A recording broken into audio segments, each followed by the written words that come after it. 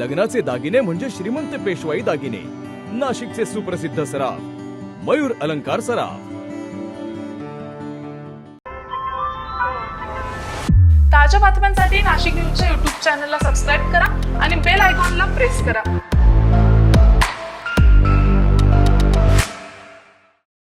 नाशिकच्या पंचवटी परिसरात दिवसाढवळ्या सशस्त्र दरोड्याचा प्रयत्न झाल्यानं एकच खळबळ उडाली आहे। हिरावाडी रोडवरील एका ज्वेलर्स दुकानाला दरोडेखोरांनी लक्ष्य केल्याची घटना समोर आली आहे। पंचवटीतील हिरावाडी रोड येथील समृद्धी ज्वेलर्स या दुकानात 2 दुचाकींवर आलेल्या 5 ते 6 दरोडेखोरांनी दरोडा टाकण्याचा प्रयत्न केलाय।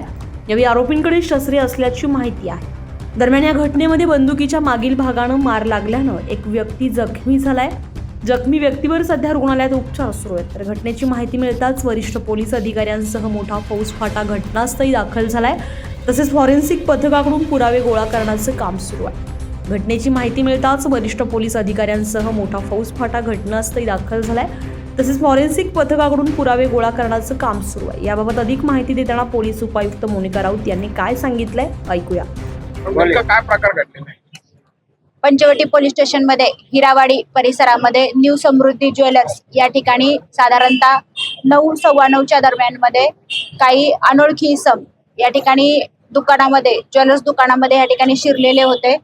त्यांनी पहिल्यांदा दरोडा टाकण्याचा या ठिकाणी प्रयत्न केलेला आहे। त्याच्यासाठी त्यांनी फायर आर्मचा धाक दाखवून सदर व्यक्तीला भीती निर्माण केलेली आहे आणि त्या अनुषंगाने त्यांनी इथे 5 ते 6 इस्मांनी दरोडा टाकण्याचा प्रयत्न केलेला आहे। त्या अनुषंगाने माहिती मिळताच घटनास्थळी सर्व पोलीस यंत्रणा पोहोचलेली आहे।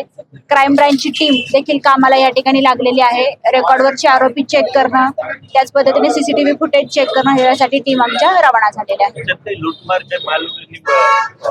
ते व्हेरीफाय करायचं चाललेलं आहे। शक्यतो याच्यामध्ये माल गेला नसावा असा आमचा या ठिकाणी अंदाज आहे।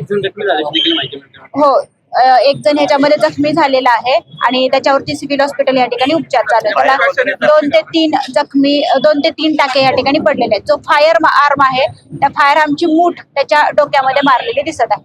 किती लोक आले होते आणि कशाने आले होते? साधारणतः 4 ते 5 लोक या ठिकाणी आल्याचं प्रथम दर्शनी दिसत आहे। तपास या ठिकाणी चालू आहे। दरम्यान दरोडेखोर घटनास्थळावरून पसार झाले असून त्यांच्या शोधासाठी पोलिसांकडून विशेष पथकं रवाना करण्यात आली आहेत। या प्रकरणाचा पुढील तपास सुरू आहे। संजय परमार, नाशिक न्यूज, नाशिक।